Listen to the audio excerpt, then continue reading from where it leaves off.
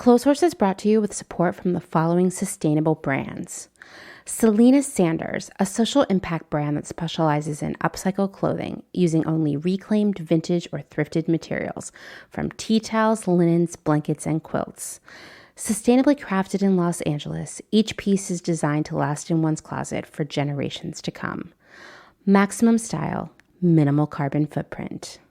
Picnic Wear, a slow fashion brand made by hand in New York City from vintage and deadstock textiles. Picnic Wear strives for minimal waste but maximum authenticity. Future vintage over future garbage. Find Picnic Wear on Instagram at Picnic Wear, and that's Wear, W-E-A-R, and at www.picnicwear.com. No Flight Back Vintage, bringing fun new life to old things. Always using recycled and secondhand materials to make dope-ass shit for dope-ass people. See more on Instagram at No Flight Back Vintage. Shift Clothing out of beautiful Astoria, Oregon, with a focus on natural fibers, simple hardworking designs, and putting fat people first. Discover more at shiftwheeler.com. Late to the Party, creating one-of-a-kind statement clothing from vintage, salvaged, and thrifted textiles. They hope to tap into the dreamy memories we all hold. Floral curtains, a childhood dress, the wallpaper in your best friend's rec room, all while creating modern, sustainable garments that you'll love wearing and have for years to come. Late to the Party is passionate about celebrating and preserving textiles, the memories they hold, and the stories they have yet to tell. Check them out on Instagram at Late to the Party People. Vino Vintage, based just outside of LA. We love the hunt of shopping secondhand because you never know what you might find. Catch us at flea markets around Southern California by following us on Instagram at vino.vintage so you don't miss our next event. Shop Journal Vintage, specializing in upcycled, handmade, and vintage fashion for all genders. Owner Laura makes each piece by hand with love in Pittsburgh, Pennsylvania, with an emphasis on upcycled menswear, tie-dye, modern jewelry, cottagecore collars, and everything in between. Shop Journal makes pieces they love and hopes you will too. Getting dressed should always be fun. See more on Instagram at shop_journal. Old Flame Mending helps you keep your clothes intact through clothing repair, visible mending, and tailoring.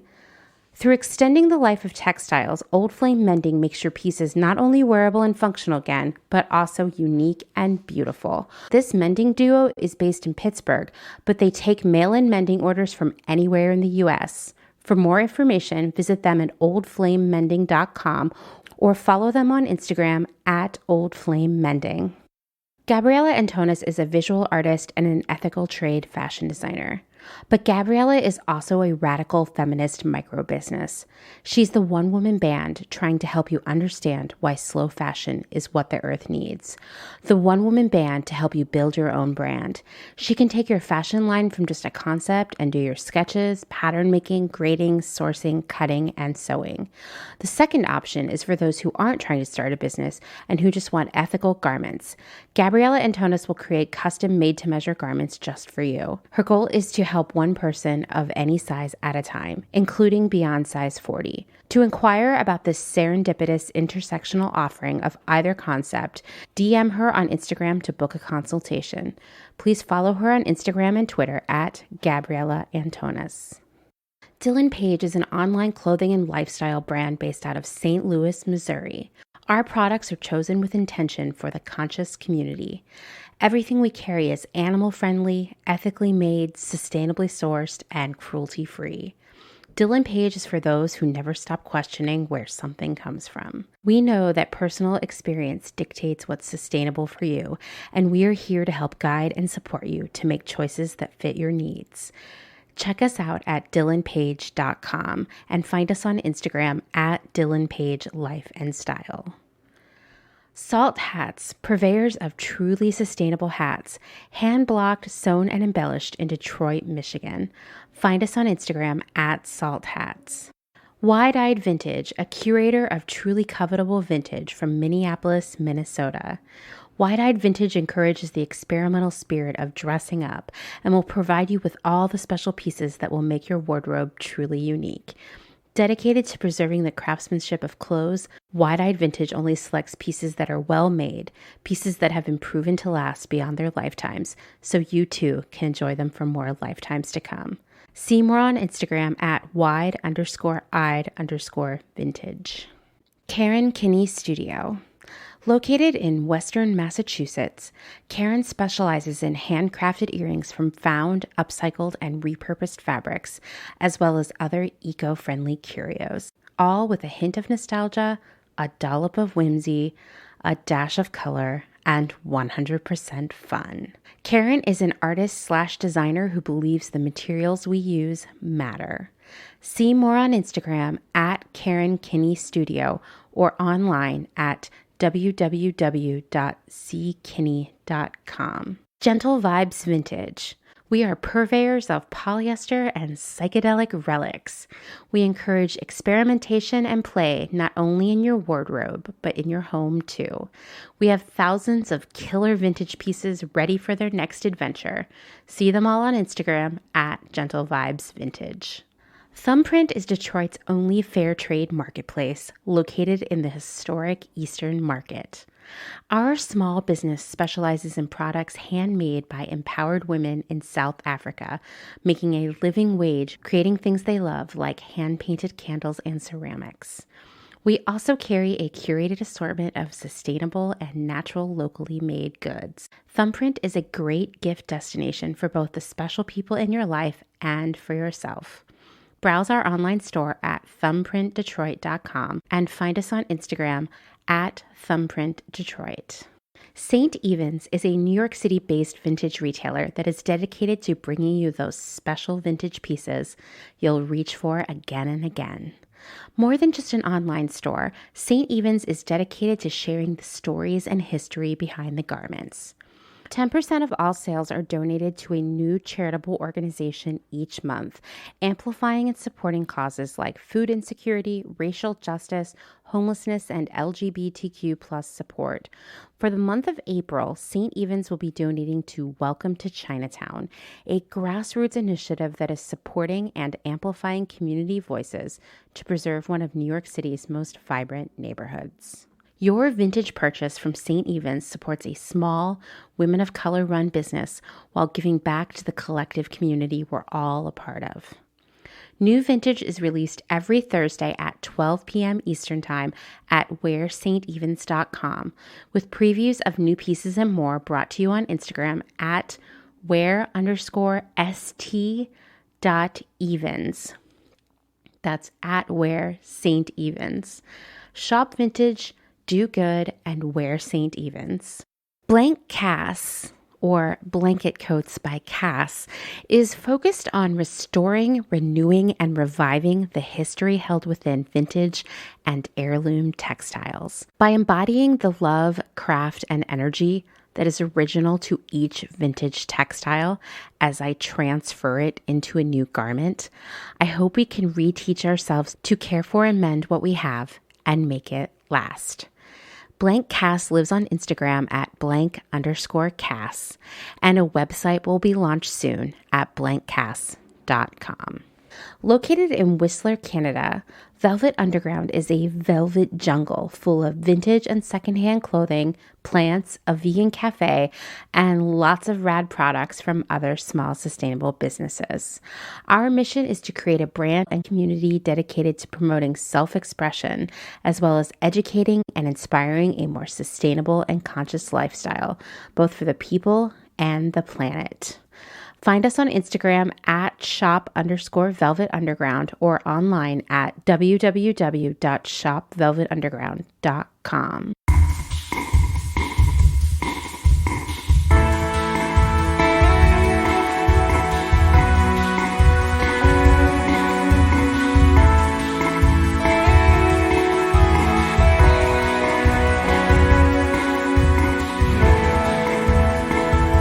Welcome to Clotheshorse, the podcast that is recorded behind a wooden screen that's covered with a moving blanket. Yes, that's right.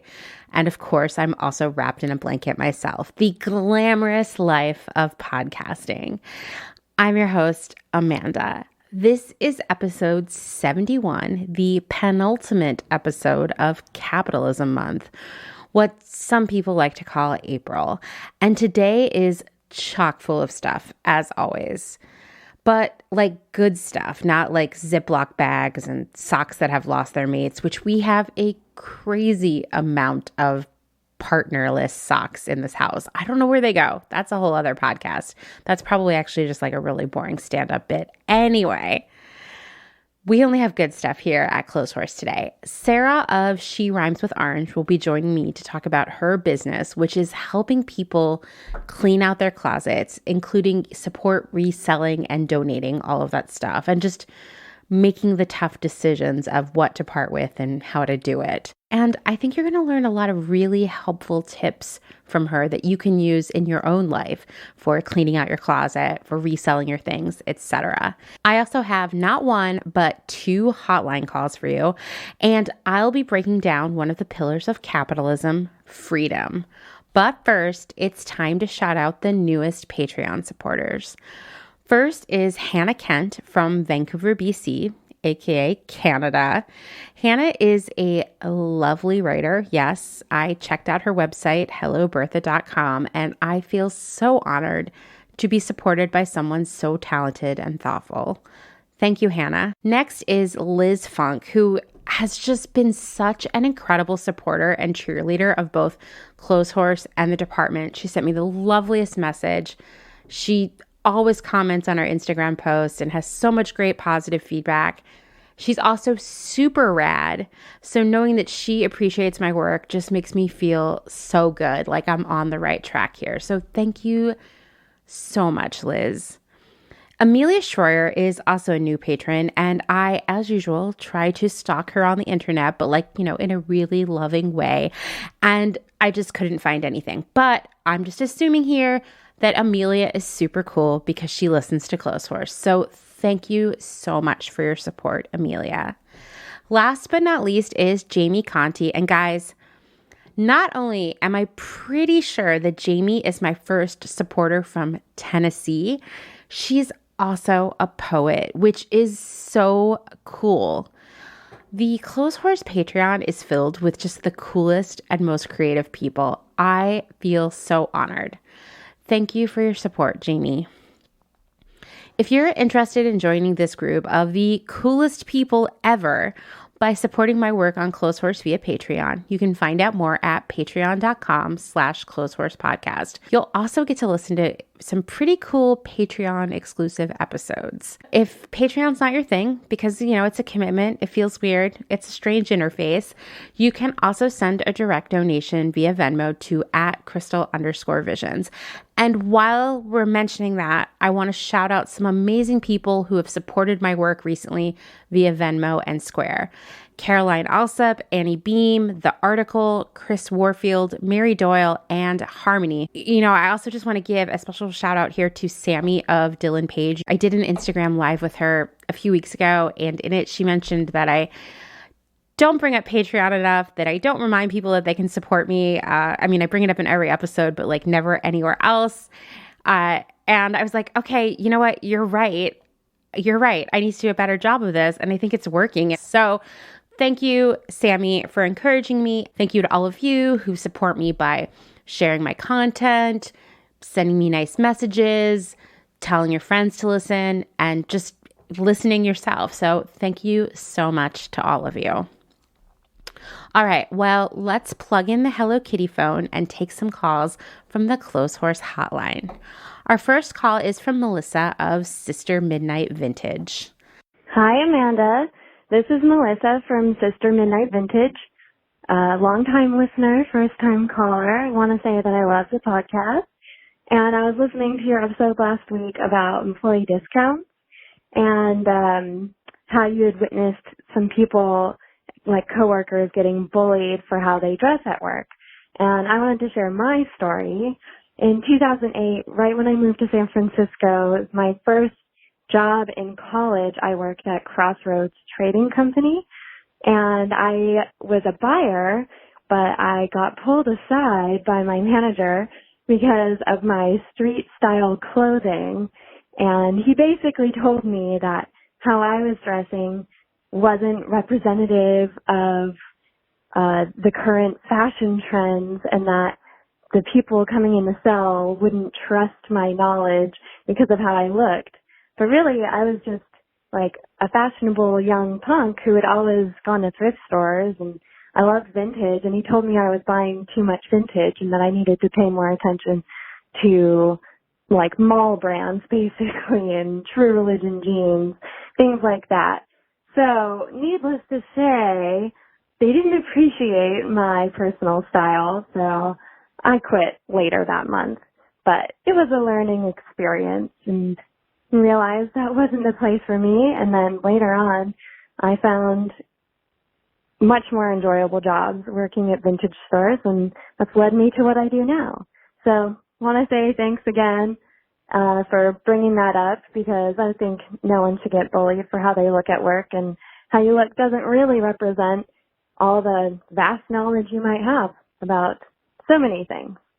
So thanks again. Bye. Thank you so much for calling, Melissa. Also, I just want to say that Melissa has amazing style. Yes, I follow her on Instagram. She's super cute. She wears great clothes. She has nice hair. Her style is very unique and cool. And Crossroads doesn't deserve someone as rad as her. It's interesting to me because I have to say, I'm surprised that a secondhand place would sort of try to control the way their employees dressed, from like an aesthetic perspective. I get that there would be rules like you have to wear closed-toed shoes and whatnot, like safety-related things. But I tend to look at the people who work in secondhand stores like Crossroads or Buffalo Exchange and Beacon's Closet. I look at them as these like mini style icons who inspire all the customers who come through that store every day, and remind them that secondhand is super stylish and super personal and unique. So that's really lame that someone bullied Melissa about her clothes.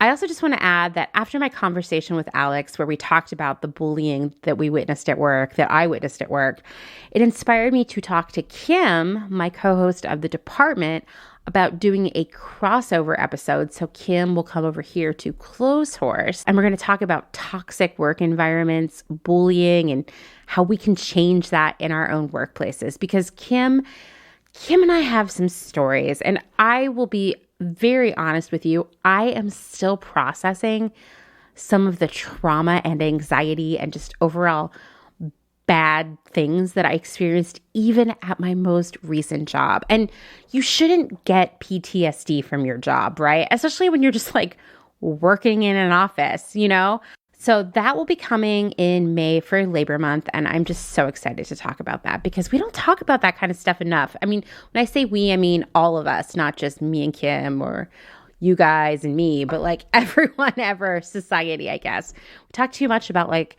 the things you should never put on your resume if you ever want to get hired, or the worst things you can say in an interview, but we never say, hey, what if the place you work is shitty? So we're going to talk about it. So coming soon in a few weeks. Also, I'm just going to remind you that I want to hear about your experiences with work. I only have one message so far, and Labor Month is just around the corner.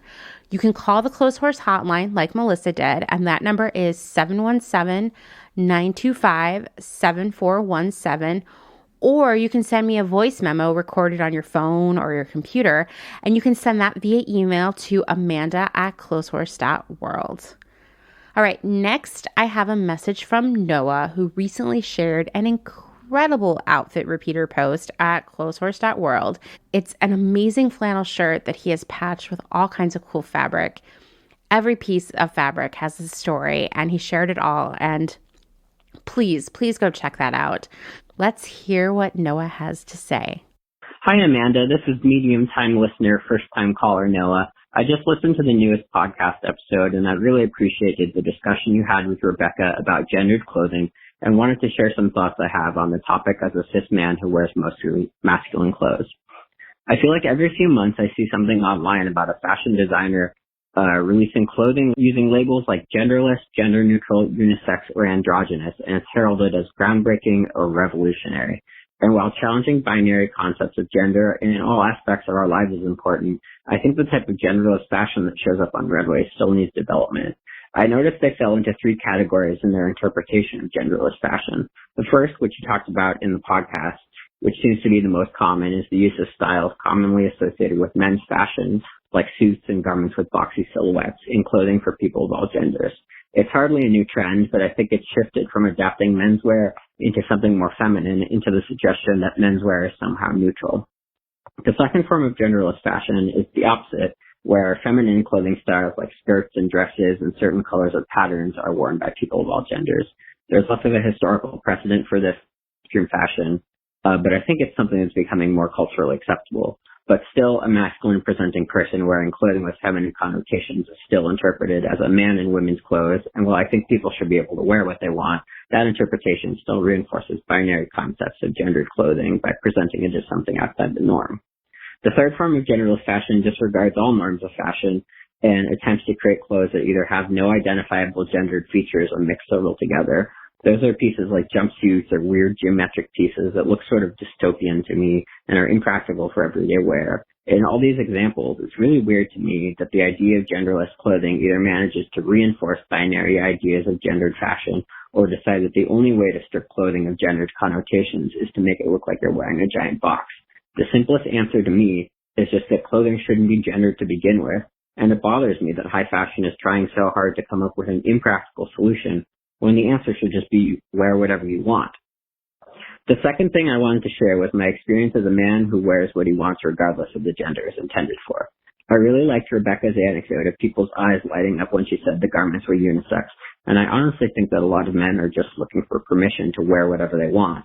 In the before times when I went to shows or parties, I would always get dressed up in elaborate outfits, and I have a very vivid memory of one time when I went to a house show in this long vintage floral dress I thrifted that was absolutely amazing. I was a little anxious about whether people would be an asshole about it, but to my surprise, some of the best reactions I got were from super broy dudes who thought it was awesome that I was wearing a dress.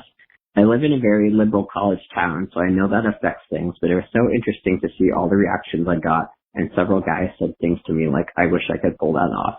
I was wearing the dress because I liked it, and I'm not terribly concerned with performing masculinity, but comments like that tell me that there is progress that can be made in changing gendered views of clothing, and the way to do that isn't by designing clothes specifically stripped of all gender connotations, but just by giving people permission to wear what they want and affirming that a dress being worn by a man is a man's dress. Anyway, that's my rant. Thank you for doing what you do, and have a great day. Thank you so much for such a thoughtful message, Noah. I don't even have much to add because you've pretty much said it all. But just to reiterate, genderless clothing isn't about futuristic jumpsuits or menswear in smaller sizes.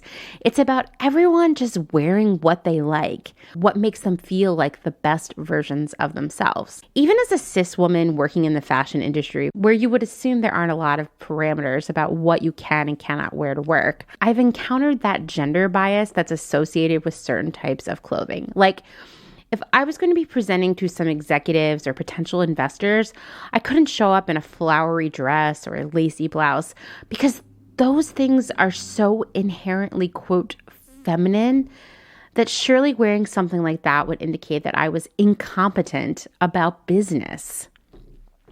The implication being that women aren't good at business, and a woman wearing traditionally, quote, feminine styles is so womanly that she couldn't possibly have a head for business. I mean, that's an entire other episode right there, right? Business clothes, why they are the way they are, the gender bias that business clothes embody. Okay, that's actually a really good future episode right there, so I'm putting a pin in that. Anyway, I would love to hear all of your feelings about the genderization of clothing. Is genderization a word? I don't even know, but it looked good on paper. I said it out loud. It sounded weird. But what are your thoughts on gender and clothing? This is such a massive issue. There are so many things to discuss here. And it's important that people of all genders, backgrounds, and ages are included in this conversation. So please reach out. I want to hear from everyone. And this is a great segue into something else I wanted to mention. June, I know it feels really far away, but it's really only like 4.5 weeks away. June will be Personal Style Month here in the Clotheshorse universe. So for the blog, for clotheshorse.world, we want your stories about your journey to finding your personal style. Or maybe you have something you want to write about gender and fashion. Maybe the way your style has shifted throughout your life. Maybe how that's shifted as you've grown and changed as a person. I don't know. There's so many things you could write about here. If you're interested in doing that, if you have a great idea, reach out to us at submissions@clotheshorse.world. It doesn't have to be a fully fleshed out piece. It can be a few sentences just explaining your idea, and we'll help you sort that out. But it's important that you do it sooner than later because the blog process, it's a little slower than, say, you calling the hotline and me putting it in the episode, right? And we also need to get you on the calendar and do a lot of other planning and whatnot around it. So if you have an idea there, even if it's just the littlest nugget of an idea, send it our way. And that email address, again, is submissions@clotheshorse.world. And speaking of clotheshorse.world, this week, the final week of Capitalism Month, the entire blog team, so Carrie, Meg, Haley, and me, Amanda McCarty, we will be sharing an essay about our personal experiences with creativity and capitalism. One essay each day this week. So please check those out. I've read them all many times, and they are all just so great. We're coming down the home stretch of Capitalism Month, and we have 2 pillars of capitalism left to tackle. And in this episode, we're going to talk about freedom. Freedom in a capitalist economy means that no one can tell you what to do in order to earn money, and no one can tell you how to spend it. In theory, because, that's the catch with capitalism. It's a theory that doesn't account for the inherent flaws of humans. Well, in theory, this freedom sounds great. You can make a living in any way you want, and you can spend your money on anything you want. I mean, this sounds awesome. As I've mentioned previously, like way back in the very first episode of Capitalism Month, when I basically gave you a short bullet point about each pillar of capitalism, I mentioned that libertarians love this freedom aspect of capitalism. And I realized that I never really defined what a libertarian was. So this is a great time to get out the dictionary, or let's say Wikipedia here, and define libertarians, okay? Libertarians seek to maximize autonomy and political freedom, emphasizing free association, freedom of choice, individualism, and voluntary association. Meaning libertarians want minimal government intervention in their lives. They want to be able to buy guns whenever they want and have as many as they want. They're not fans of gun control. They don't want to deal with driver's licenses and car registrations. Like, I literally saw a van parked at the mall a long time ago with Justin that in place of a license plate had a little placard about freedom. It was a libertarian driving that van, of course. They want little to no taxation. They want the smallest government, right? And they don't want the government regulating business or really anything else for that matter. And when it comes to that lack of business regulation, that resembles a lot of conservative right-wing thinking. But conversely, and this is where it can get kind of confusing because you're like, oh, I guess libertarians are just extreme Republicans, but actually they're not, because libertarians tend to be more left-leaning when it comes to social issues. They believe drugs and all sex work should be legalized. They don't care who marries whom. They don't beat a drum of family values and all that nonsense. Libertarians want true 100% freedom. When I look at a Venn diagram of, say, liberals and conservatives, so they each have their own circle, libertarians are surprisingly the point where the two circles overlap. They want that lack of regulation and the smallest government possible, like the conservatives, but they're also super liberal on social issues. I know that was a strange detour, But I think you can't talk about freedom without dissecting all the things it can mean to different people. And you can see the libertarians are really in pursuit of the purest version of freedom. Like all things we've talked about when it comes to economic and political theory, even the libertarians are operating under this assumption that people are somehow perfect and that they will never make bad mistakes that harm other people. They'll never get too greedy. They'll never lose the empathy and commitment to just being a good person.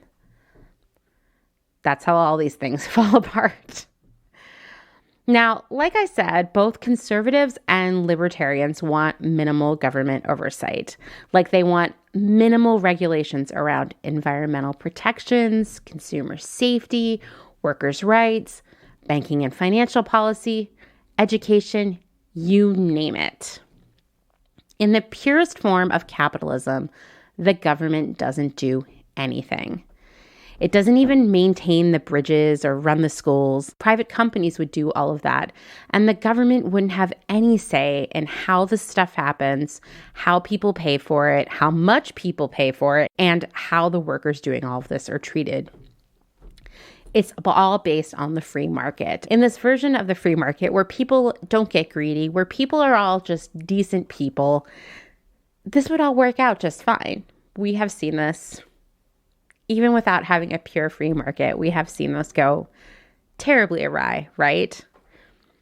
This idea of freedom is 100% the opposite of socialism, which says, hey, let's let the government handle the big industries like healthcare and education, and let's make sure the government is also keeping a close eye on everything else. In some ways, socialism basically is saying, hey, you can't really trust people to always do the right thing and not be greedy, et cetera, which I agree with. But one of the many flaws of socialism, because all of these ideas, these theories have flaws, is that socialism doesn't take into account that the people running the government, involved in the government, could also be people who are greedy or corrupt or don't care about the greater good. And that is how socialism can go awry. And speaking of people being imperfect, we have seen over the last 100 years how the government has had to step in to say, force tobacco companies to make cigarettes less flammable, or how about this? Stop lying to us about how cigarettes cause cancer. We've had to have the government step in to take the lead out of gasoline, to stop companies from dumping waste into rivers, even though this still happens in the garment industry. We've just outsourced it overseas. Private companies, it turns out, could not be trusted to do the right thing. And so the government had to step in. And I would say the government needs to step in a whole lot more. For example, this is just a few off the top of my head, to stop retailers from throwing out perfectly good stuff, to make companies stop overproducing and creating more and more waste. Remember that 45 billion garments that are produced every year that no one will wear? What if the government stepped in and made laws regulating that kind of nonsense? That could be a good move, right? What if they punished companies that weren't allowing workers to unionize and were using shady tactics to prevent workers from collectively bargaining? I mean, I could go on and on here, but even the minimum wage is an example of the government stepping in and saying, hey, it turns out that we can't trust you to pay workers fairly, so here's a bare minimum you need to follow. I guess what I'm saying here is, well, so far we've seen this one part of the freedom pillar of capitalism be an epic fail. But that's not the whole story, because while we've talked about corporate freedom, and saying that phrase is so cringy, we haven't talked about the ostensible personal freedom associated with capitalism. Because you're probably asking, what's in it for me with capitalism? I don't own a corporation. That's right. It's your personal freedom that you still have. Well, okay, I'm not going to spoil it yet. But yeah, you have that personal freedom to, earn money however you want and spend it however you want, right? That's the theory here, at least. I have been doing some wild reading for Capitalism Month, and along the way, I encountered the theory of negative and positive freedoms as created by philosopher Isaiah Berlin. Negative freedom is freedom from coercion from others, meaning freedom from tyranny. And this is kind of what the big conceit of the United States is, right? Like that's what the Declaration of Independence was. It was saying we're freeing ourselves from the tyranny of British rule, right? Positive freedom is the personal choice to kind of do whatever you want. Instead of asking, who controls me? Positive freedom asks, what am I free to do with the world's opportunities and resources? Ostensibly, positive freedom is the freedom to pursue every opportunity, to fully achieve your potential, to live the life that you dream of having. And this sounds great, right? Like under the purest, most theoretical version of capitalism, consumers and workers are free of the tyranny of government oversight. In theory, if supply and demand is working the way it's supposed to on paper, everyone will get the fairest price for the things they buy. These things will be the best quality, and the workers making it all will always be paid a fair wage. And everybody living within the capitalist system is free to explore all of their potential and opportunities. Except, dun dun dun, as we know now, capitalism both relies on and exacerbates economic inequality. Under the capitalist system we live in, which is neither theoretical nor pure, the wealthiest people are able to explore their full potential. They can choose how they make money and how they spend it. They have all of the positive freedom. Meanwhile, the poorest people have very little positive freedom. And to be honest, even most of the middle class has an ever declining amount of positive freedom. Someone who is working just to survive, who is working several jobs, hustling all the time, just to pay the bills, never really accumulating any personal wealth or sense of security. Well, where is their freedom to try new things, to search for new opportunities and explore their true potential? They don't have it because they can't take risks. They're barely getting by. They're kind of locked in. They're on that hamster wheel. They don't get to switch to a nicer one. And one could argue they also don't get the benefit of negative freedom either. Remember, negative freedom is freedom from tyranny. It's like the true freedom that, the United States Constitution implies. But these people, and I'm counting myself in this group, you are in this group too, they live under the tyranny of the wealthy who determine their wages, their rent. They stand in the way of workers' ability to organize and fight for better wages and working conditions. Because is your job unionized? I've never had one that was, and I've many times thought about how my life would have been different if retail workers are unionized, if fashion industry workers were unionized. Because no matter what job role I held, what job title I had in this industry, there was always someone treating me like shit, You also might argue that the working class lives under the tyranny of debt. Medical debt, student debt, you name it. And this debt robs them of their positive freedom to take any job they want, to spend their money however they want, to pursue their full potential, right? In order to make a living as a member of the working class, workers must give up their freedom in exchange for a wage that allows them to survive. They give up choosing their own schedule, spending time with loved ones, pursuing interests. If their job has a dress code, they give up the freedom of expressing their own personal style. They might not be able to eat or use the bathroom whenever they want, to get a drink of water, take a break, take time off when they need it, and so on. All of those policies, all of those rules, all of those schedules are determined by the employer.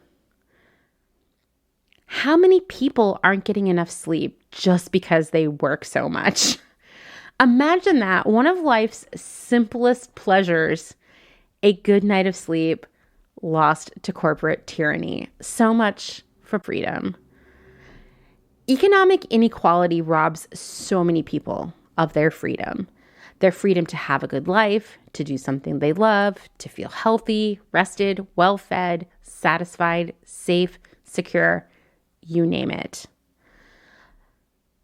Where is the freedom in capitalism? Or at least, where is the freedom in the version of capitalism that we're living right now?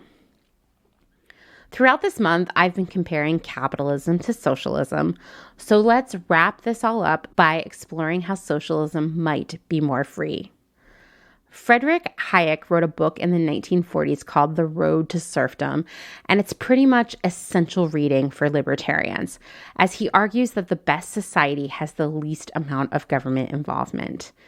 People from all parts of the political spectrum have been arguing about it since then. But he did make one really good point, albeit begrudgingly. He said, quote, "The promise of greater freedom has become one of the most effective weapons of socialist propaganda." So how does socialism offer more freedom? Well, for one, economic inequality is narrowed, maybe even eliminated, as the government redistributes wealth. Industries that are currently great sources of debt here in the US, like healthcare and education, are provided by the government, removing some of the economic shackles that currently trap people in jobs and situations that they hate. Power is taken away from companies and employers and put in the hands of the workers, who are organized into cooperatives, basically unions, led by their peers, whom they have elected. The workers get to dictate the conditions they work under. They can get better benefits, like parental leave, breaks, paid time off. They can explore changing the dress code, the number of hours they work, the kinds of chairs they sit in at work, the scheduling, all the things that are pain points for workers right now. It basically guarantees, and this is all theoretical, of course, that all workers would make a living wage and live a life of relative security.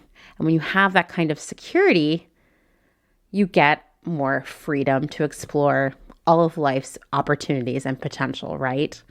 It all sounds great. But once again, all of these economic theories are great in theory.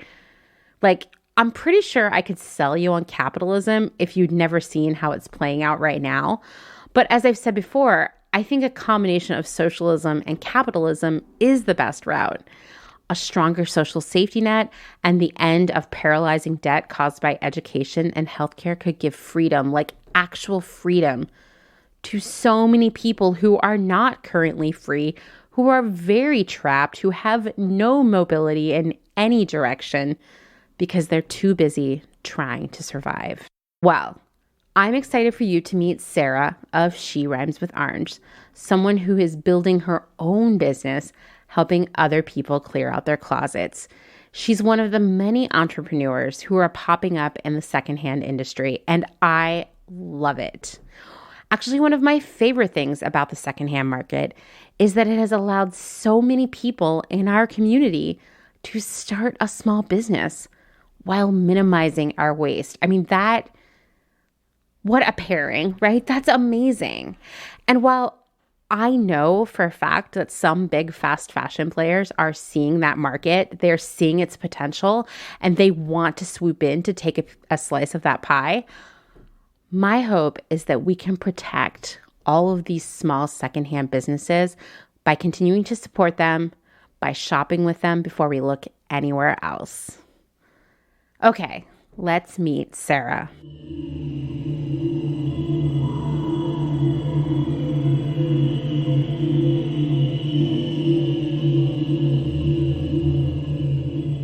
So, Sara, why don't you introduce yourself? Sure, thank you.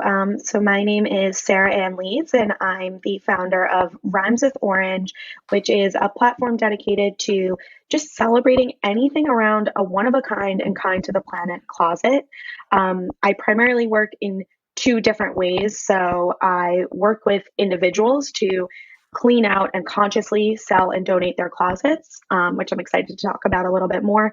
And then on the flip side, if you're going to fill your closet, fill it with the good stuff. So I craft a lot of strategic storytelling and copywriting and content creation for slow, sustainable secondhand brands that I have found across the internet. And then the last fun thing that I do that I'm really passionate about as part of Rhymes with Orange is once a week on Instagram, I host a live show called The One of a Kinds, where I go behind the scenes of really iconic, cool, and fun closets of creators and entrepreneurs and talk about some of their most beloved pieces.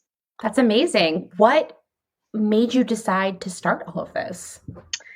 So we're going to try to make this as not long-winded as possible, but it's sort of two distinct things that ended up coming together.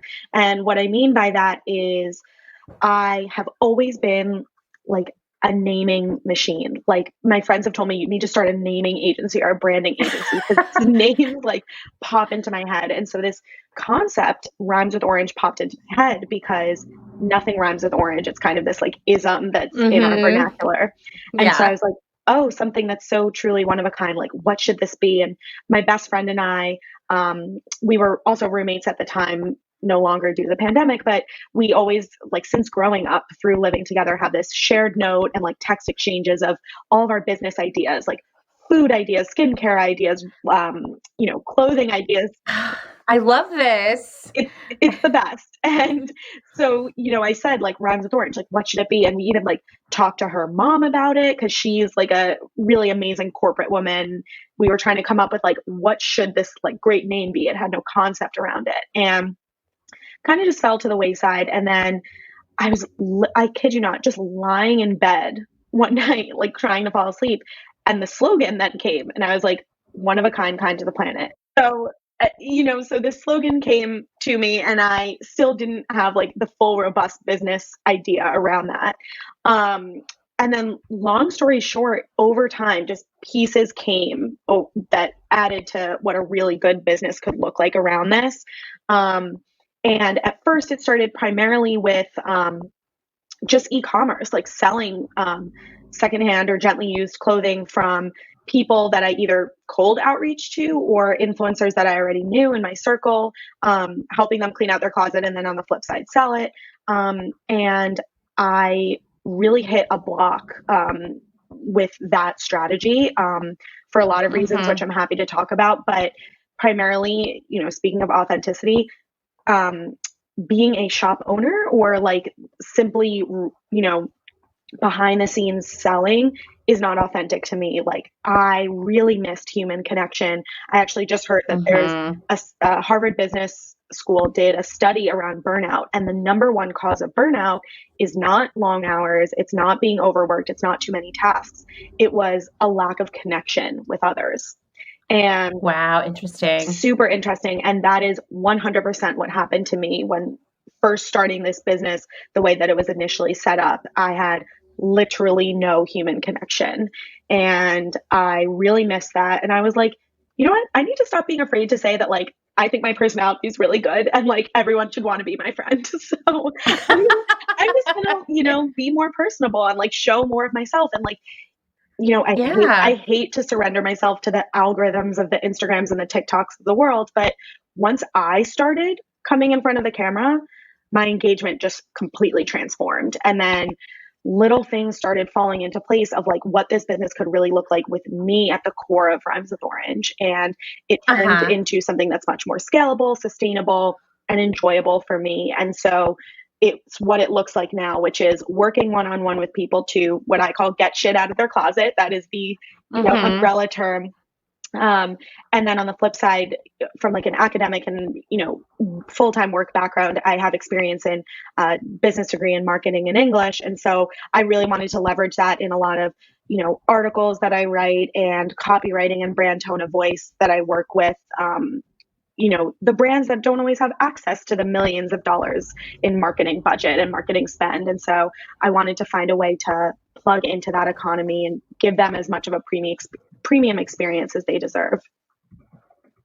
That's amazing. I mean, I think I think this is still sort of like the wild, wild west in terms of like business, especially when we talk about like empowering individuals versus like a larger scale, like corporate level, like ThreadUp, like, you know, like this, the individual version of this is probably a lot more beneficial to the person cleaning out their closet than mailing it off to the big corporate like ThreadUp. Like I know I've sold some stuff to ThreadUp and I've gotten like seriously a quarter, like literally 25 cents. Yep.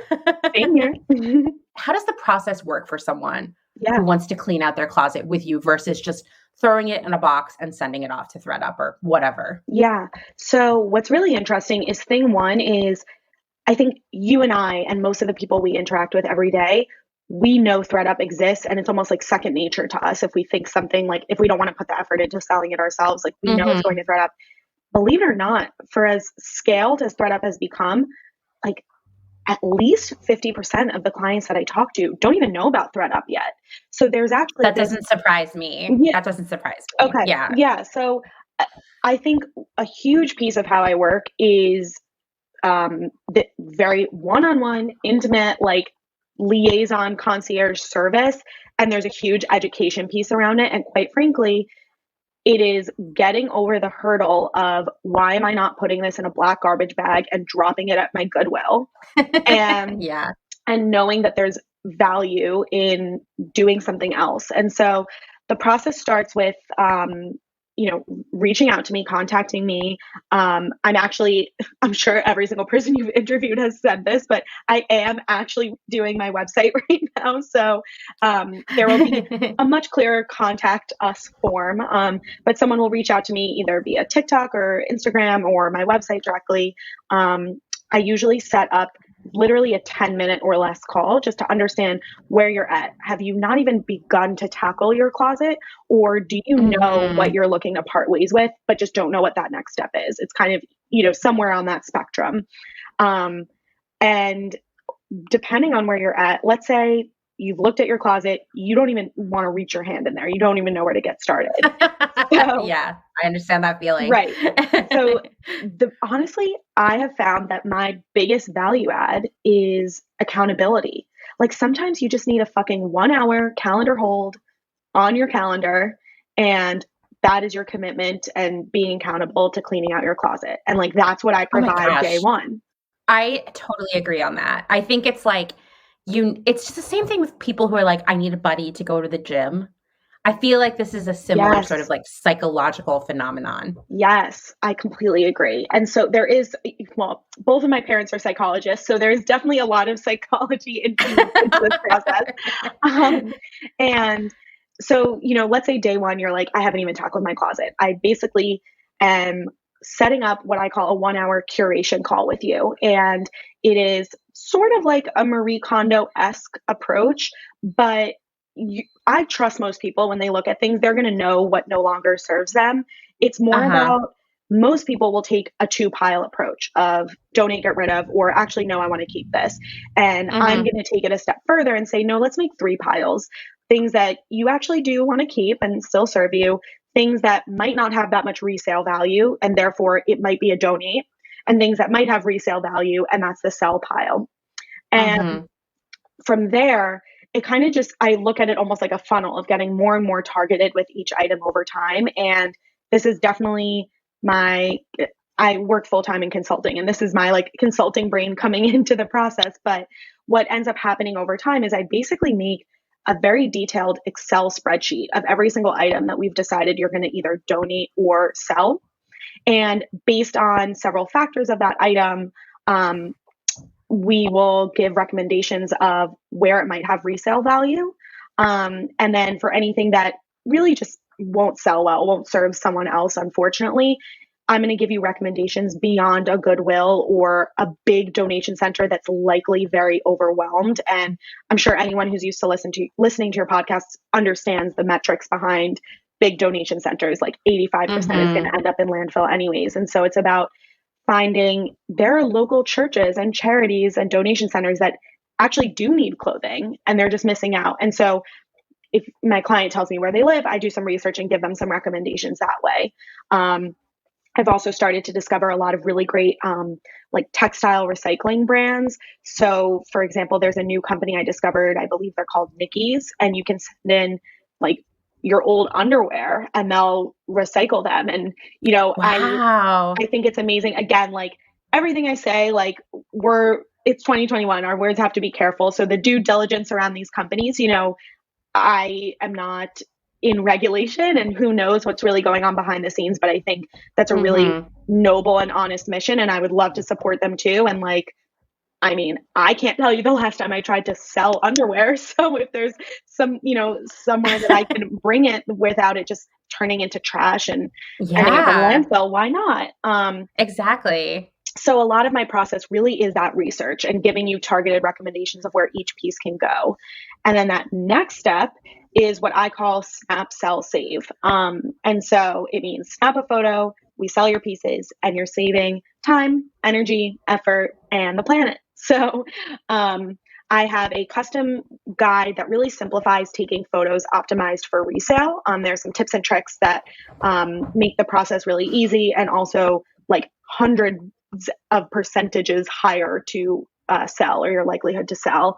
And so I'll send that over to you, set up a shared Google Drive for us, go through your photos and create listings for you. And that listing process, I'm sure we'll get to it, but there's a lot of, ins and outs of making a really strong listing as well. The biggest thing I try to keep in mind is that 90% of the people that I'll work with will not be active or like part-time resellers. Like they're not looking to make this real income for themselves. They're more just looking to say, I'd like to make some fun money and make sure that my clothing isn't ending up in a landfill. What are my options? And so I'm trying to make the process as easy and hands-off as possible. And then when I ultimately do hand off all of your listings to you and say like, look, here's your great, Poshmark closet or Mercari closet. Here's some tips and tricks to keep it up and running that fit into your lifestyle. Yeah, no, I think that's amazing. And I think you touched on a really good point that like, this isn't a service for people who want to start a reseller business per se, but it's like a responsible way to clean out your closet. And it sort of gives just your average person the tools to do that. Because, I mean, for those of us who have been existing in this bubble for a while, it's all very straightforward. But the reality is it's like really confusing and overwhelming. And I would say difficult to succeed if you've never done it before. Right. That is such an amazing gift to give people. Thank you. Yeah, I will have to say, something that's been really challenging is, a lot of people are like, I will literally pay you anything to help me. On the flip side, someone else emailed me the other day and was like, wow, this sounds so amazing. I assume this is free of charge. If so, thank you so much for your like efforts to support like, others or something along those lines, like this, like thanking me for my altruism. And I'm just like, no, like you aren't an NGO. Like you're a person who accumulated too much shit. Like you have to pay. And yeah, exactly. I found that really interesting. And I think it just taps into a larger problem that we love our closets so much and we love fashion so much and style. But when it comes to like the minimalism piece of things and cleaning out, we suddenly lose any worth attached to things. And we're just like, yep, get it out. I'm done. Oh my gosh. I mean, totally. That's how so much ends up in the landfill because it seems like, you talk about how like if you drive a car off a car lot, it immediately loses its value, right?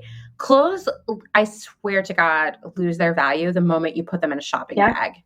Like at the store. And really we're talking about not the actual usefulness value of them, but the value like psychologically that we attach to them. Perceived value. Yes. That's why so much of it ends up in the landfill. Or like I'll hear people saying like thrift stores have gotten really expensive. And I'm like, well, I think our sense of value is really skewed and what clothes really are, which to be fair is partially driven by fast fashion making clothes cheaper and cheaper and cheaper. We don't even understand the materials and workmanship that go into making clothing. We just like, we're so detached from it.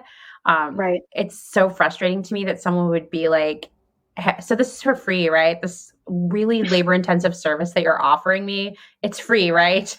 gosh. I started my career in sales. So like being customer centric is like very important to me. And so it's so hard for me to like not whip out like, bitch, Sarah, and like freak out.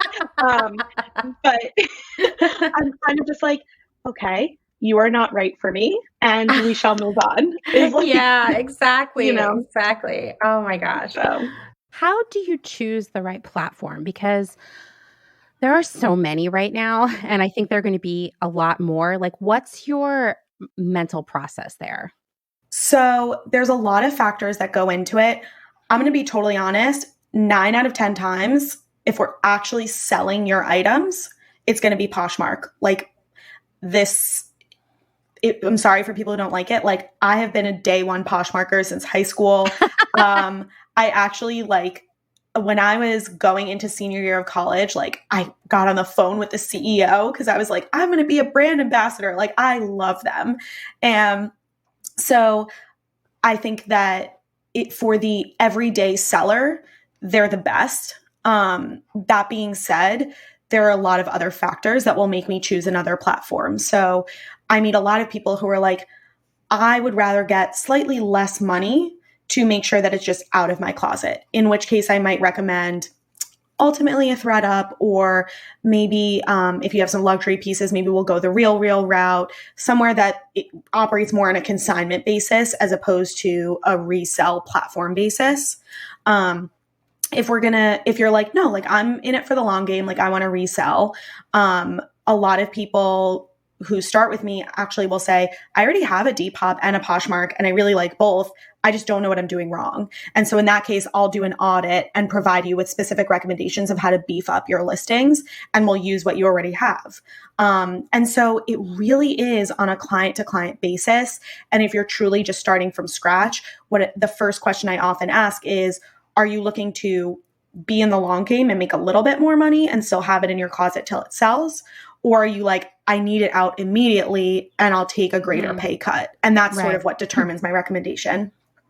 I mean, that makes sense. It kind of is just like, how fast and how easy do you need it? And there's like a definite, like if you were looking at a graph, the faster and easier, the less money you're going to get back on it, you know? Right. What are the biggest challenges that you find? Because now you're sort of an expert on helping people who are new to this world. What are the biggest challenges you find that the brand new reseller experiences?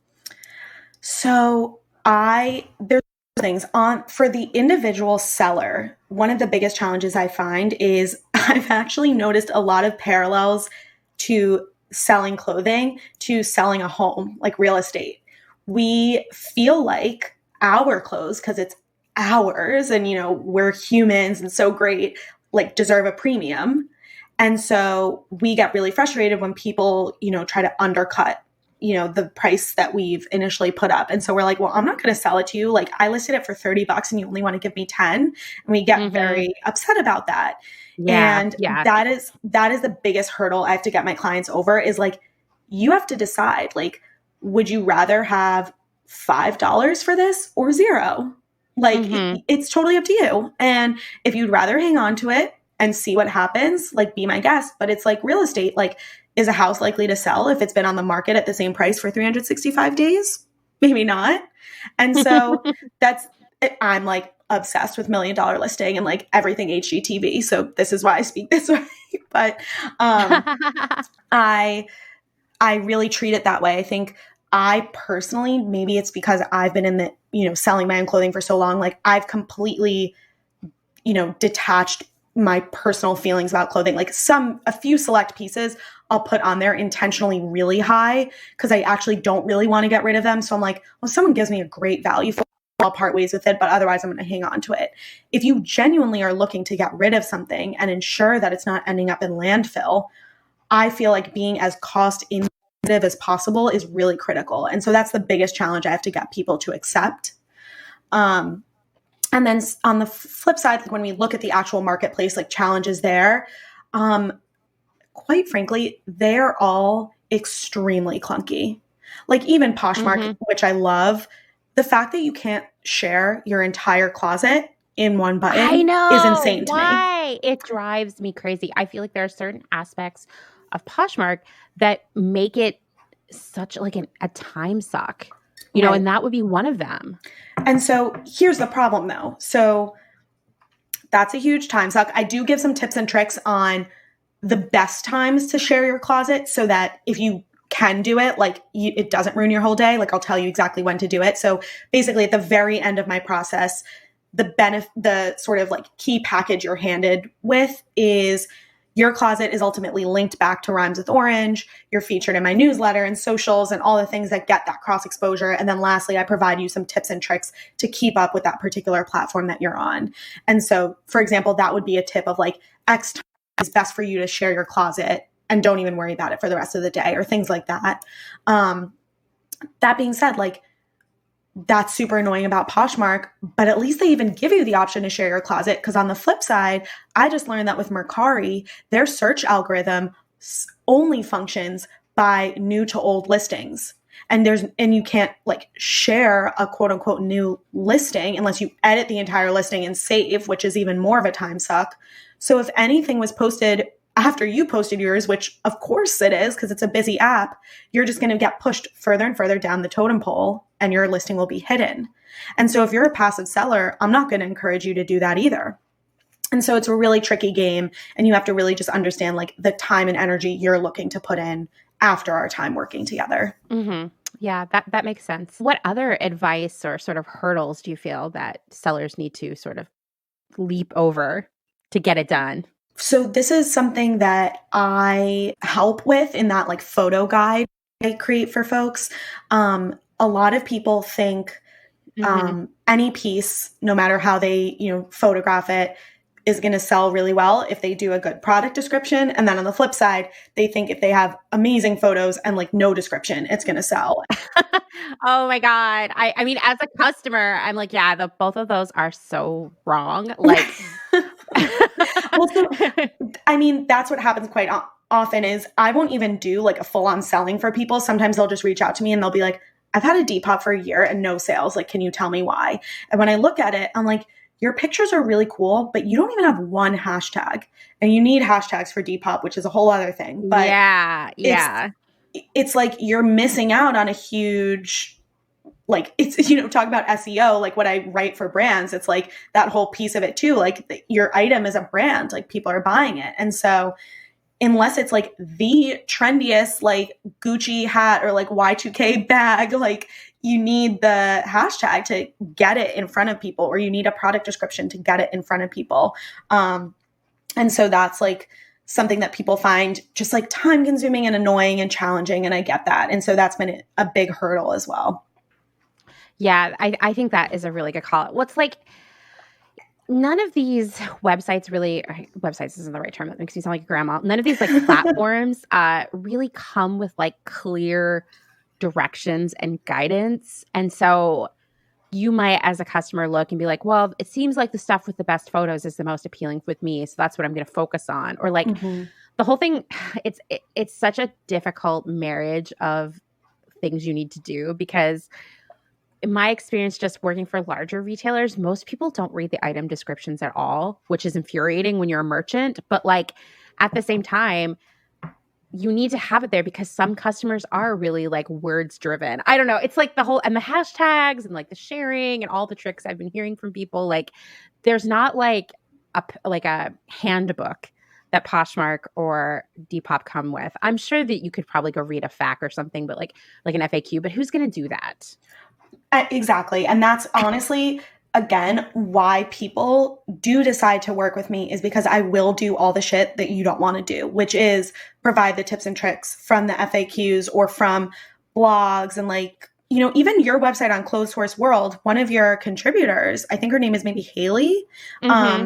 She has phenomenal tips. And it's like your everyday consumer isn't going to go out finding that, but someone like me who's really like is working with people through this process will find things like that and hand it off to you. So I kind of consider myself like a conduit or a liaison in bringing the right information to you and connecting those dots. Well, it is a full-time job to sort of pull together all of this information. And so for the average person who just wants to clean out their closet, you start to see why it's just way more appealing to throw it in a trash bag, because it's like, I might list it on Poshmark and put all this work into it, and then no one will buy it, or I put it on Depop and I didn't hashtag it and no one ever found it. And then you're like discouraged and you're like, I'm never doing that again. And you throw it all in a trash bag and dump it off at the Goodwill. So you can see it's like, it's work, you know?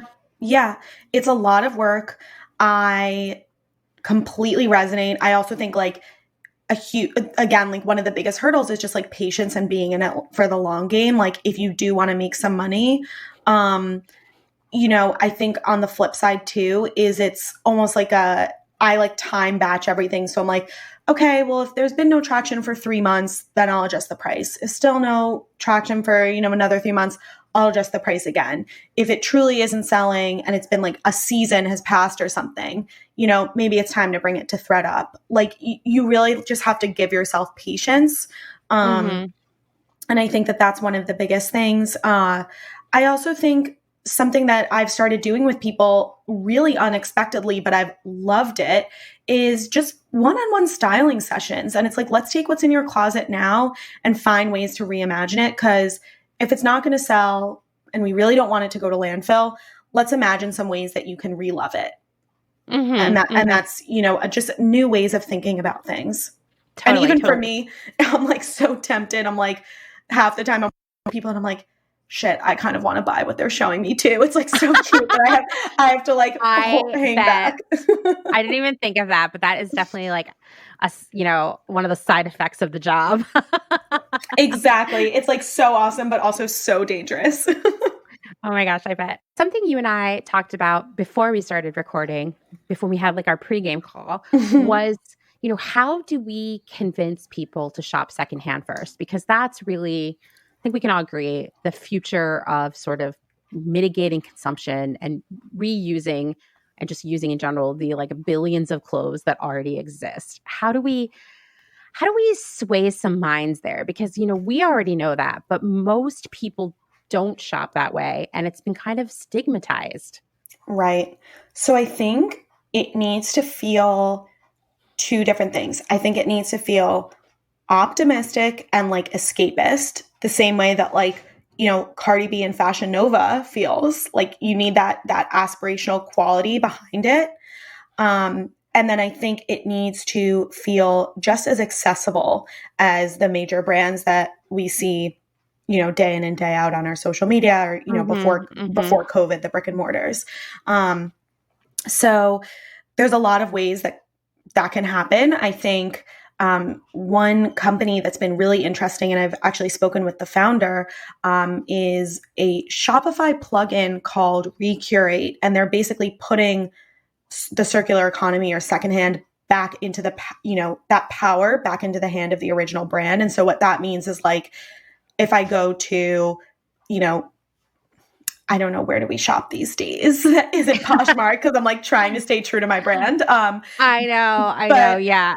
So like, you know, if I go to, you know, this is like the Voldemort, he who shall not be named. But if I go to Zara.com, you know, there's tops, pants, swim, and then there's a pre-loved tab as well. And so with this Shopify plugin, I can bring the resale economy directly into my brand umbrella, which I think is really interesting. And also it's attracting the consumers you already see. You know, Zara isn't a good example because they will always want you to buy their new fast fashion brands, and they're not high quality enough to constantly be resold anyways, which is a whole other issue. But, you know, a more sustainable brand that maybe is, you know, typically too expensive for folks. You can, I think that that's a really interesting way that the industry can start to pivot to be, to treat secondhand first and make it, I always say, instead of secondhand first, like make secondhand feel like second nature.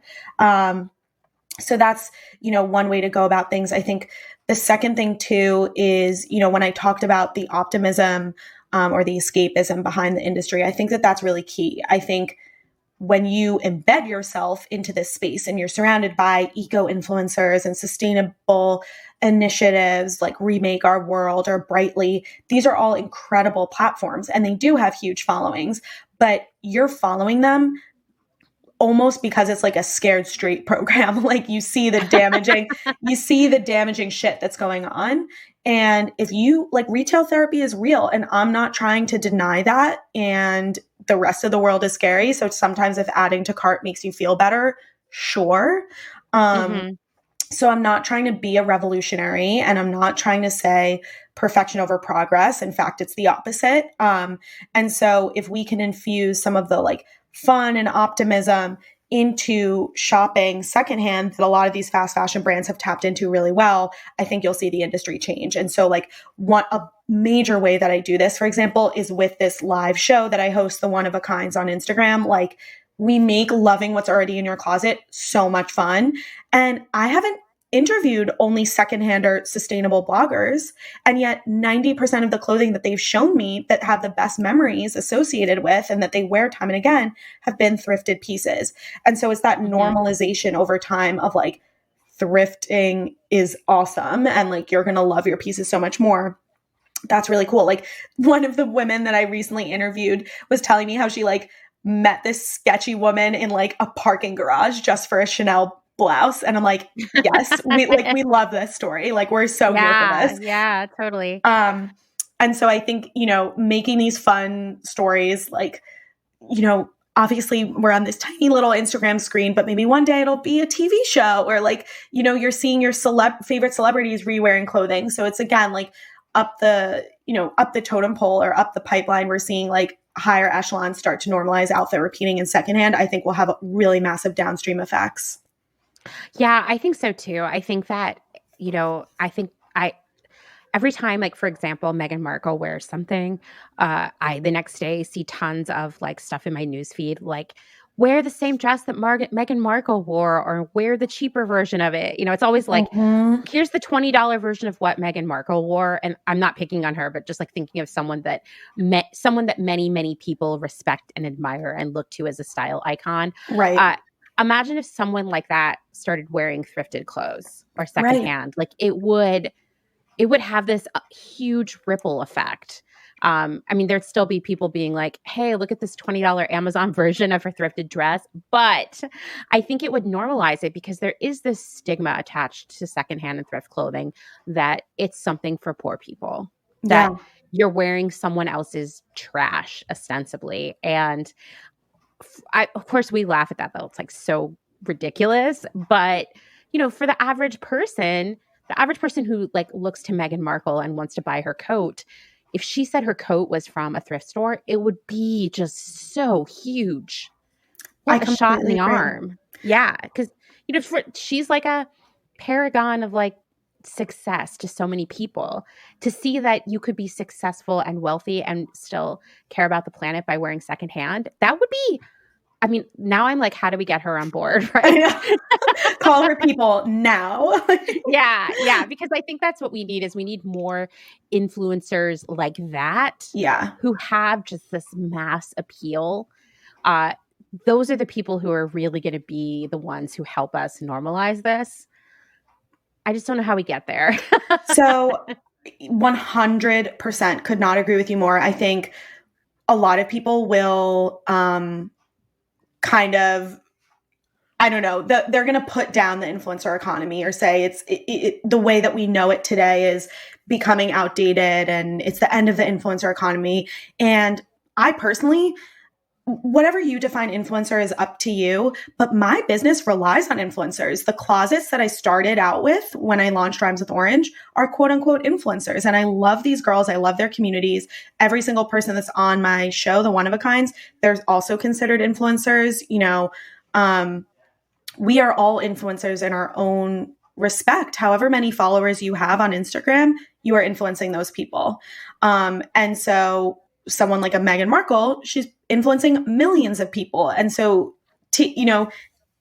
one day she can, perhaps take accountability the way that Tiffany Haddish does, or Jane Fonda does. Natalie Kelly is another actress who made a pledge to not buy anything new for 365 days. So we're starting to see it. But I think it's also going to take people like, I'm like, hey, Instagram gods, like, blow me up so that everyone like wants to shop secondhand too. Like, make ourselves feel like our own influencers, so that, people start to become more encouraged by it. I think it's the access and influence that will ultimately make us change our buying habits. And so if influencers start demanding that from the brands that they work with, the market will have to adjust.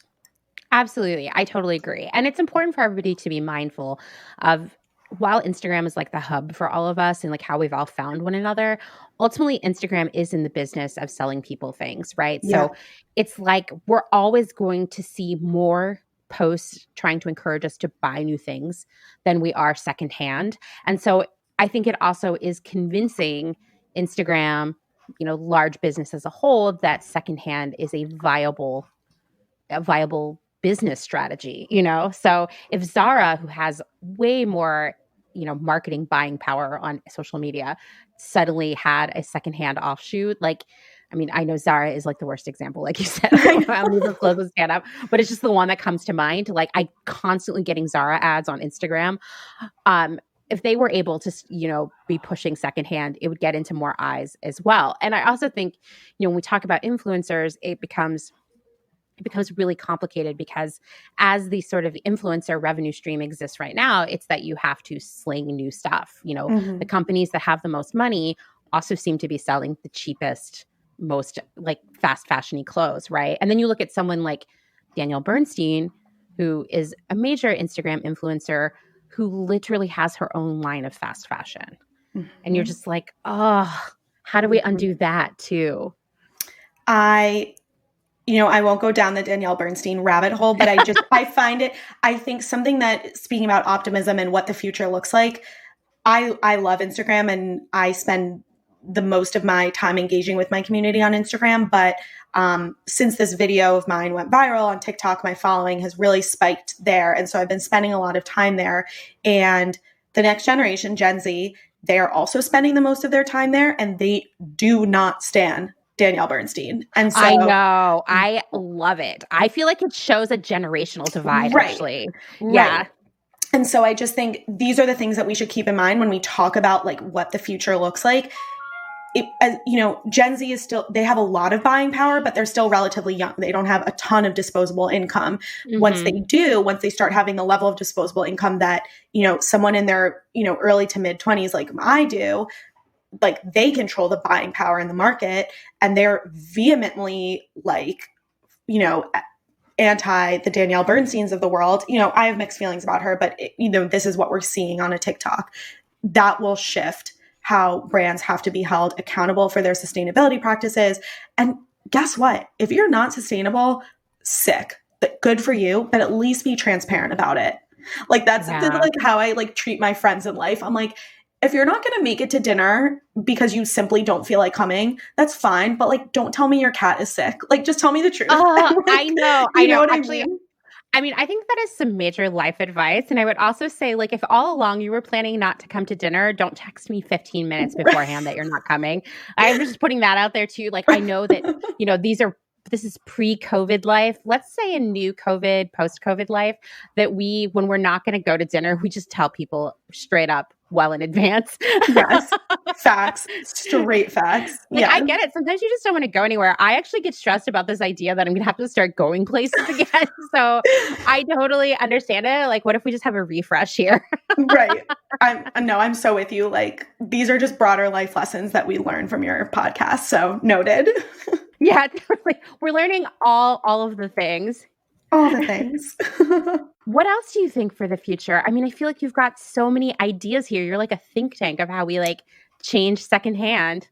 Thank you. Yeah, I think, it's really funny when this video blew up, my dad is a high school teacher. So I was like, do you know what viral means, Dad? And, we started talking about what this could mean, for the business and for what I'm working on. And he's like, at the very least, you're just full of ideas, at the very least. And so that will mean something. And I think, doubling down on what Rhymes with Orange has already started and what it can become is very core to my passion for the future. I've learned to love short form content. I hated it at first. And then once I stuck to it, like video content, I've really enjoyed it. And so, batching my content into things that really fit with my brand is really exciting and important to me. So for example, on Fridays now, I do 4 fab things that happened in slow fashion this week. And it's almost like a little newscast. And so these little bits of content over time that, again, in the core purpose of normalizing secondhand and sustainability is something I'm really excited for the future. I think just broader brand recognition in a fun and genuinely me way is the future. Like being on this podcast is goal, check. Writing articles. So I've partnered with a European-based publication called A Sustainable Closet to write articles and be sort of their like content strategist there. The founder, Sophie's amazing. And we have a lot of really fun calls, like check, working with people like her, discovering new brands. So for example, I was on Upwork, found a slow fashion line that I loved. I applied. They were like, oh, this job is closed, but we actually have XYZ other opportunities. Can we work on these together? So it's like building relationships, growing and scaling over time so that Rhymes with Orange and me, you know, as the one woman show behind it, becomes really synonymous with making secondhand, slow, and sustainable fashion accessible and really fucking fun. I think you just have to, it just has to feel fun. And I think that's what the future looks like. And then last but not least, that I know I keep bringing it up, but hosting this show, The One of a Kinds, on Tuesdays has genuinely been the highlight of my week after week. And meeting new people and showing others, you know, what's behind the closet. Like it's like room raiders, but closet raiders. And I think that that's, you know, a big piece of what the future of secondhand should look like is seeing influencers, ultimately celebrities, ultimately people we watch on screen, normalize outfit repeating and secondhand. And I think that is a very big goal of mine for the rest of the year is to try as best as I can to bring that awareness about. I mean, I love that. I think that's true. Thinking about our closets, they're like so personal, you know, because I mean, like your coworkers never see your closet. Most of your family never sees your closet. And it's like your personal territory. And, you know, some people have serious anxiety about what's going on in there. I feel like more people do than not, whether they feel like they have too much stuff or it's disorganized. Or, I mean, like for me, I'm constantly in my closet trying to like zhuzh it up, even though like no one goes in there, you know, but it feels like I really need to stay on top of it. And I also, Dustin and I have been watching a lot of 90 Day Fiance and also Married at First Sight. And one of the pain points in both of these is that it's always the woman, always has this wild closet of stuff they never wear. There's always like 100 pairs of shoes that are really uncomfortable, you know, all of that.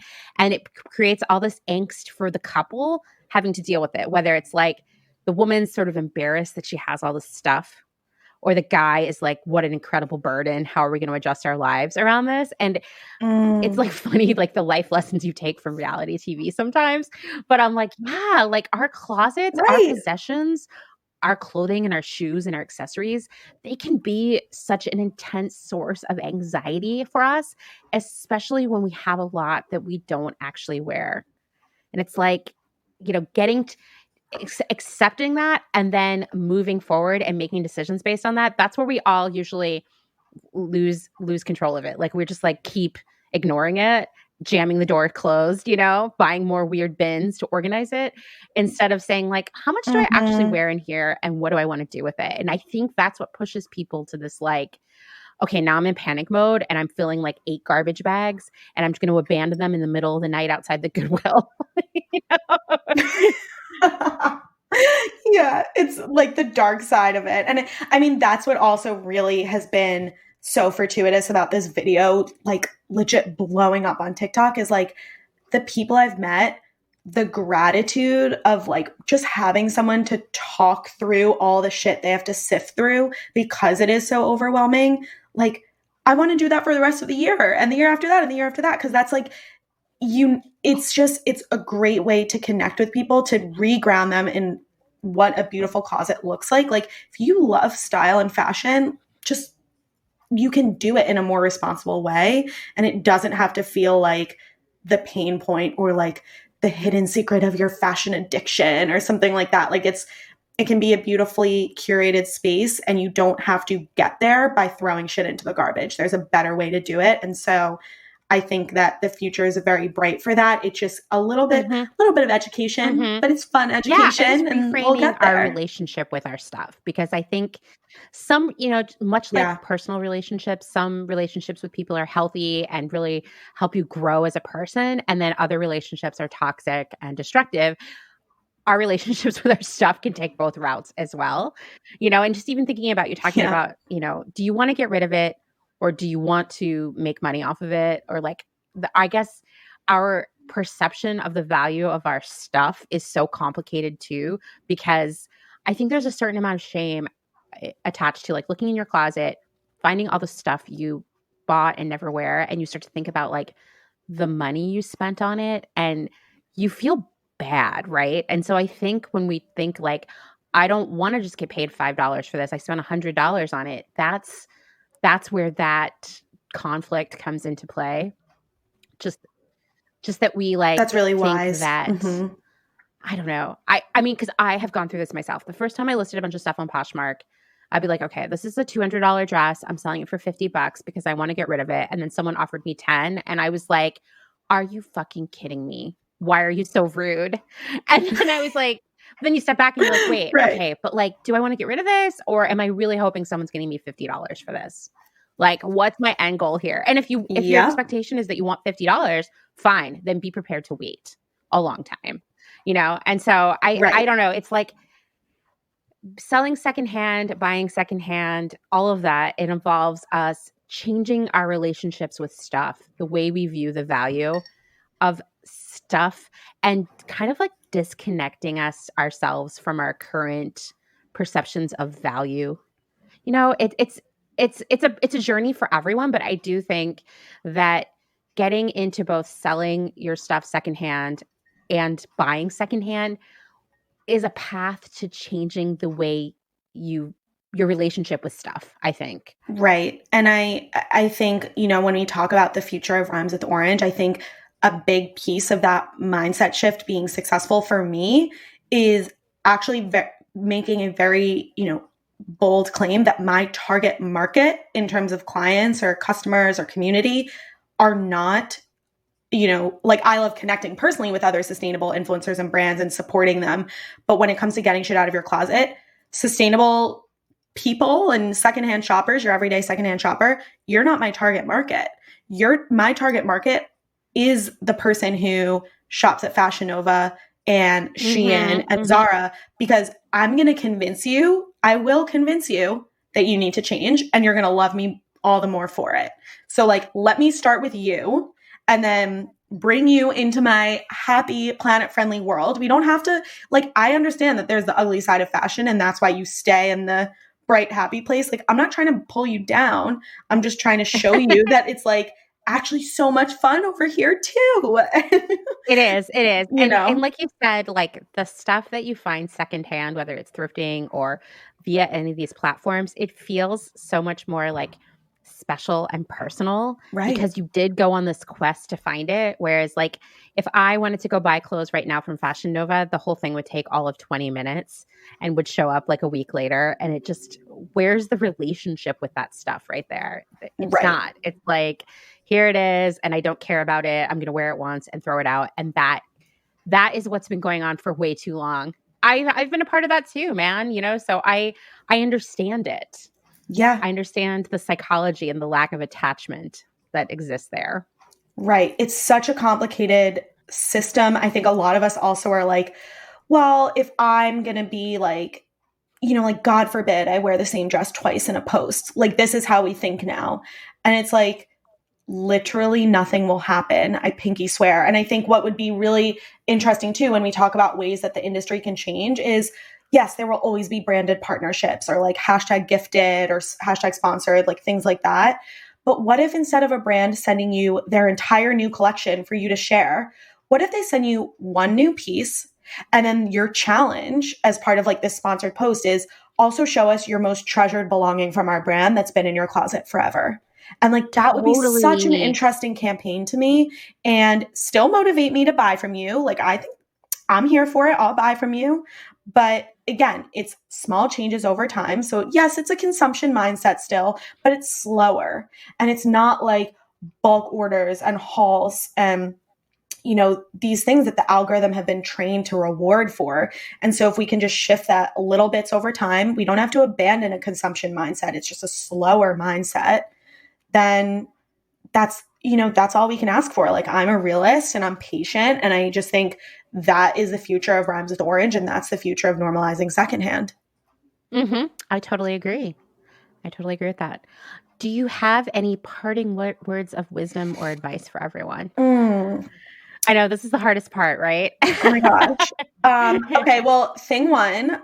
So a lot of I've posted this on Instagram. My followers have messaged me about this. So I'm going to say it on the podcast too, because we're manifesting it.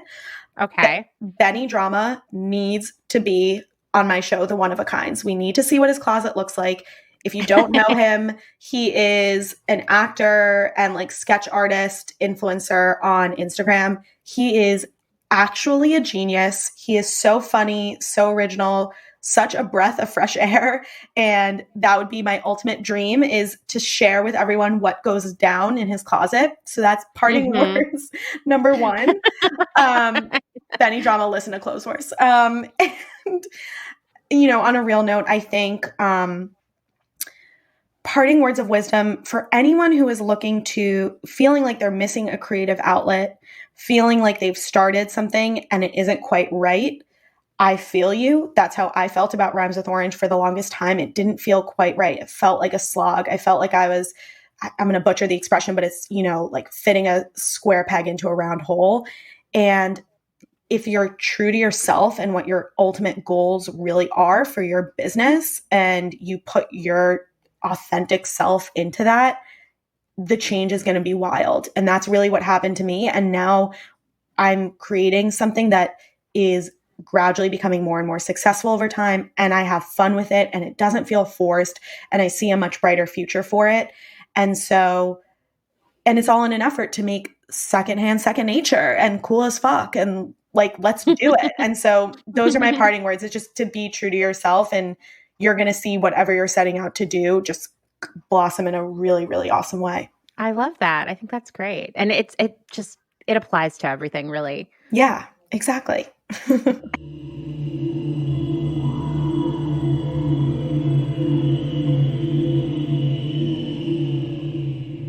Thank you so much, Sara, for taking the time to talk with me. Sara's website is currently under construction, but it's coming very, very soon. So you can stay up to date on what Sara's doing, when her website's going to be ready, and everything else by following her on Instagram at She Rhymes with Orange. You can find her on TikTok using the same name. Don't worry. I'm going to put this all in the show notes. And please check out her Instagram live show, The One of a Kinds, where she raids your favorite influencers and entrepreneurs' closets to tell the stories behind their most iconic pieces. She has a new episode coming this Tuesday. So maybe you just want to pause for a second and follow her on Instagram real quick so you don't miss it. Thanks for listening to another episode of Clotheshorse. If you like what you're hearing, as always, I'm going to say this, please rate and review on Apple Podcasts. It really helps to move Clotheshorse up the charts and to get it into new ears. So it's an essential part of growing the movement. And by leaving a rating and review, you're doing a great public service. It's your good deed for the day. And don't forget to tell your friends too, because there's power in numbers, and the more of us who are aware of all these things, who are thinking about these things, the more our power to change the world grows. Don't forget, you can find me on Instagram at Clotheshorse Podcast. And every Friday, I've been doing a really fun Instagram live thing at 8 p.m. Eastern Time. This week, I took a bunch of questions about greenwashing. I might take some more questions about greenwashing this week because, wow, there's a lot to unpack there. And I also give a lot of updates about the blog and other stuff I'm working on. If you miss any of the Instagram lives, don't worry. You can find them on my IGTV channel, which is, on the Clotheshorse podcast profile. If you want to meet other Clotheshorse listeners, because of course you do, because it's like the raddest group of people, join the Clotheshorsing Around Facebook group. And If you haven't listened to The Department yet, go give it a listen. I snuck an episode, one of my favorite episodes, into the Clotheshorse feed last week, and I know a lot of you are already hooked, so go check it out. Thanks, as always, to Dustin Travis White for our music and audio support. Bye.